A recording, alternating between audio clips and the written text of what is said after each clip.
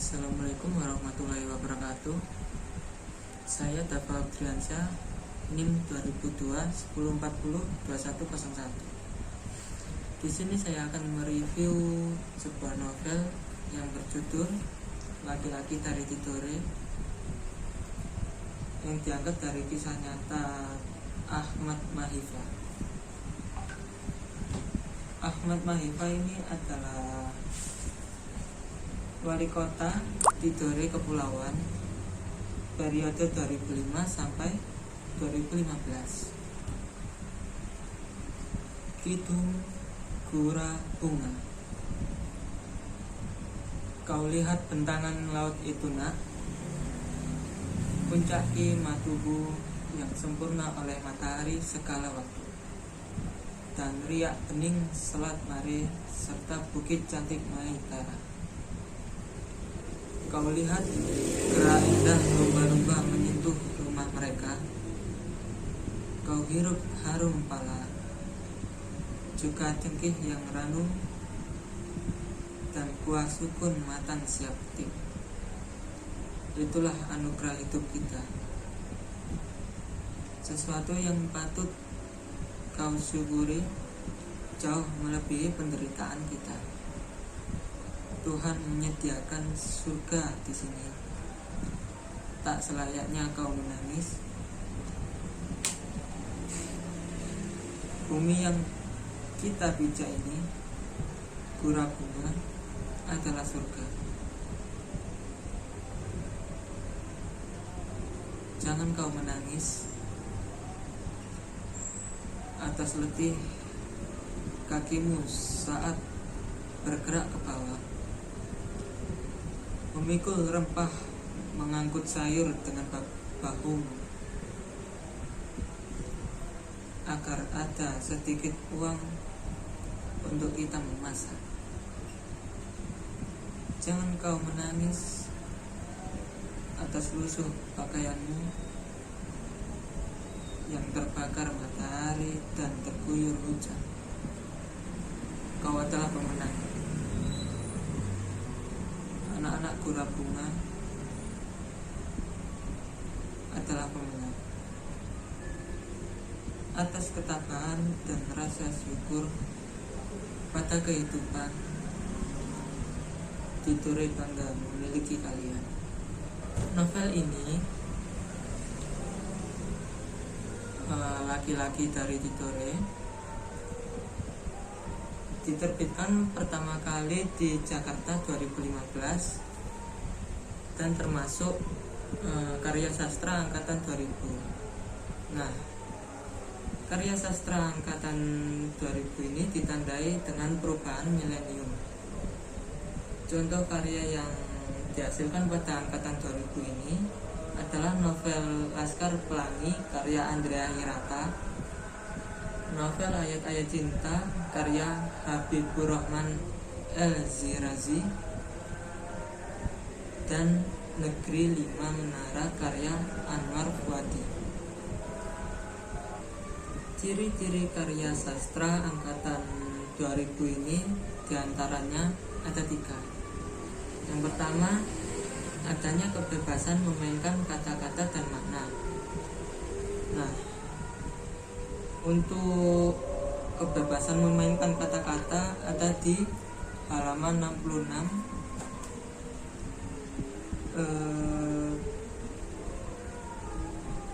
Cukup kau kenali saja kapan matahari mencurahkan panasnya yang paling menyengat.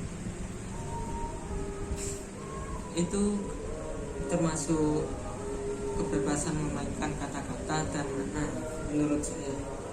Yang kedua di halaman 93. Kalimatnya berbunyi, tukar pasangan. Abdul berteriak dengan lantang di antara lagu riang dan petikan gitar yang semakin rancak. Malam terasa panas dan menggairahkan. Itu yang ini ada di bawah. Untuk yang ketiga ada di halaman 99. di 99 ini yang menyeberangi pulau. Kubawa tidore ke Ternate, Papua, dan kemanapun kakiku melangkah. Aku selalu menghidupkan rumah sederhana, berlantai tanah padat, dan berdinding bambu dimanapun. Dan aroma dapurku selalu terhirup. Tidore rebah di hatiku. Itu ya kebebasan memainkan kata, tapi ada maknanya. Yang keempat itu di halaman 105. Kalimatnya berbunyi, aku sangat sedih. Akhirnya aku mengakui. Asap air panas menggerayangi kedua tungkaiku yang panjang. Ada di paragraf terakhir atau di kalimat 105. Untuk yang kelima ada di halaman 114. 114 ini atraksi bela diri yang bernama senasi.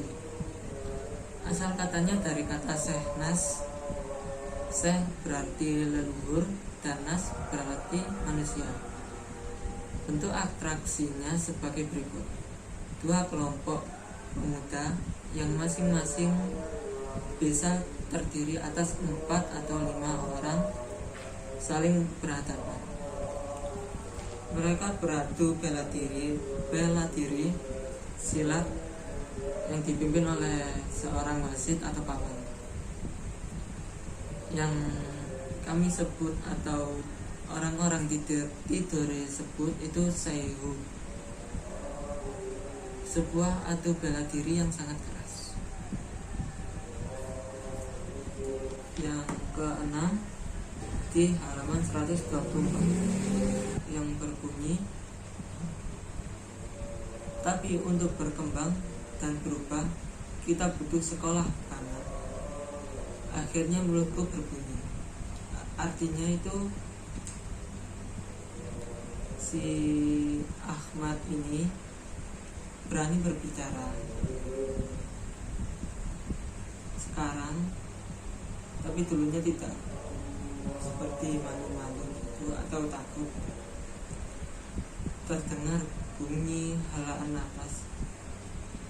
Kau telah buktikan itu, Ahmad, dan aku yakin kau akan terus membuktikan pencapaianmu selanjutnya, bahwa kau telah menginjak Ternate dan kampus terbesar di sini. Itu telah menunjukkan bahwa kau memiliki tekad dan kemampuan. Ini juga mengandung ciri-ciri karya sastra yang selanjutnya, yang ketiga, tapi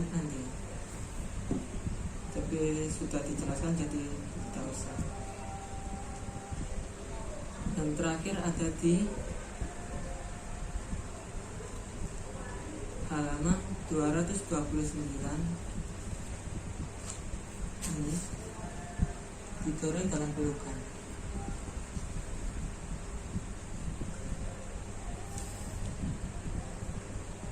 Kalimatnya begini: angin kehidupan mengembalikan aku kembali pada tanah emas itu, tempat di mana pohon rempah tumbuh penuh sukacita dan bening air laut menjadi cermin bagi kimat tubuh yang menjulang. Aku kembali bukan untuk sekedar pulang. Aku ingin mengajak tidore berjalan tanpa harus pergi. Itu ciri-ciri yang pertama dari novel ini. Untuk yang kedua itu mengangkat tema-tema dewasa. Untuk tema-tema dewasa saya menemukan cuma 2 bukti, halaman 60 ya, 60 di sini. orang-orang kota.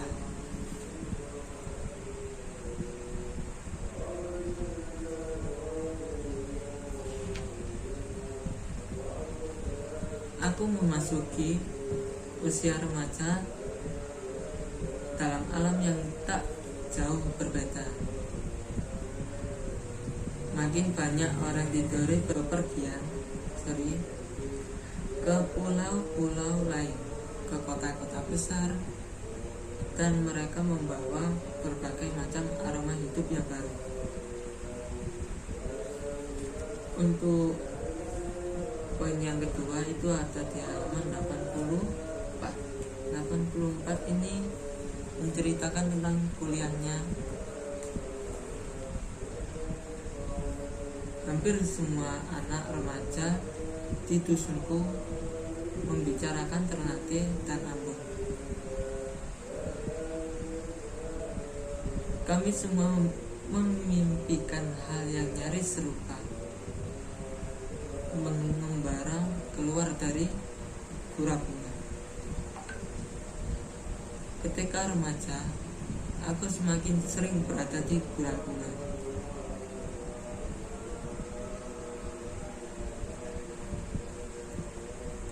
Ini perjalanan dari SD, SMP, SMA sampai kuliah. Perjalanan seorang Ahmad yang menulis ini. Dan ciri-ciri yang ketiga itu bersifat kontemporer. Kontemporer itu seperti kayak zaman modern gitu. Sepengetahuanku ya, sorry. Yang saya temui ini di halaman 88. Mana ya? Si Ahmad bertanya ke bapaknya. Oh ya, sorry. Paragraf yang ketiga, tengah. Dia berkata, "Bapak, bolehkah aku kuliah? Mungkin di Ternate atau Ambon atau di Jayapura, di Universitas Cendrawasih." Itu kata-kata yang belum pernah diucapkan oleh Ahmad sampai SMA, itu belum pernah. Yang kedua ada di halaman 157.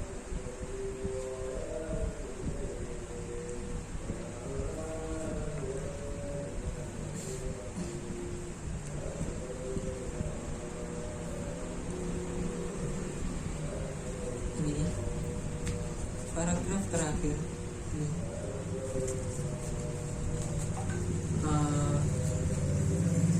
Kalimatnya berbunyi begini: pemimpin yang modern akan memberi pengaruh yang baik.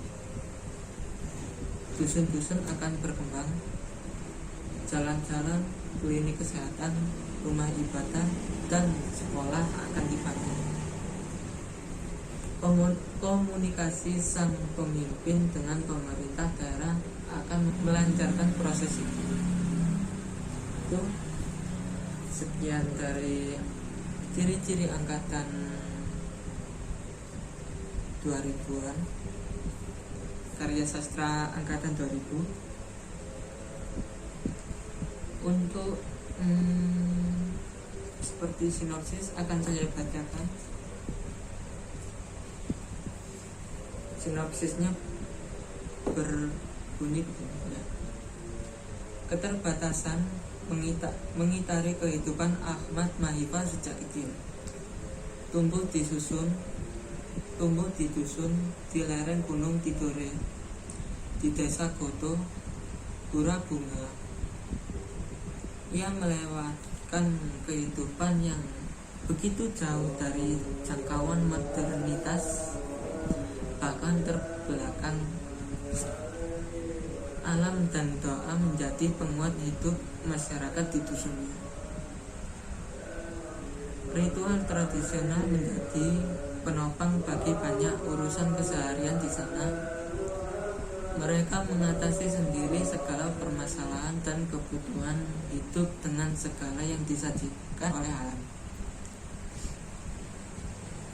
Dan di atas semua itu, yang menyedihkan, anak-anak dari Pura Bunga di tahun 50-an dianggap tak memiliki harapan untuk bisa melintasi nasib melebihi apa yang lazim dicapai laki-laki desa itu.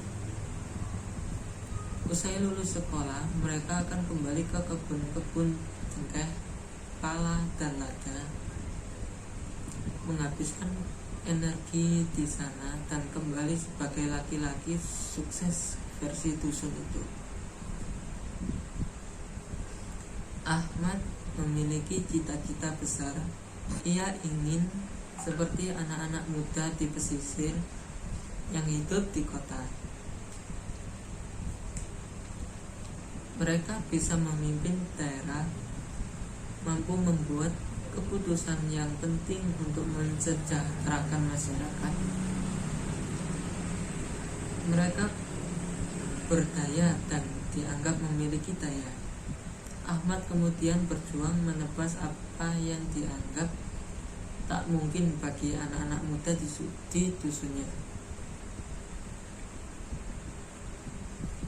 Setelah menempuh pendidikan dalam situasi sulit dan melalui perjalanan berliku-liku, akhirnya ia mampu menjadi pemimpin di Tidore, menjadi wali kota sejak 2005 sampai 2010 dan terpilih lagi 2010 sampai 2015, berarti 2 periode. Novel kisah nyata ini tak hanya mengisahkan perjalanan hidup yang luar biasa dari seorang anak dusun, tapi juga mengungkap jiwa Tidore secara luas. Betapa daerah yang sungguh jaya di masa lalu dan menjadi magnet bagi kedatangan bangsa-bangsa asing, kemudian beranjak redup saat kemerdekaan Indonesia tergenggam. Perjuangan Ahmad mengangkat dirinya menjadi mewakili perjuangan Tidore untuk bisa terangkat lagi dari ketersingkiran sejarah. Semangat pantang menyerah tersirat dari novel ini. Pesan penting yang ingin disampaikan dari penulis untuk pembaca seperti kita, yaitu hidup bukan tentang apa yang terjadi atau tersaji, tapi bagaimana kita menyikapinya.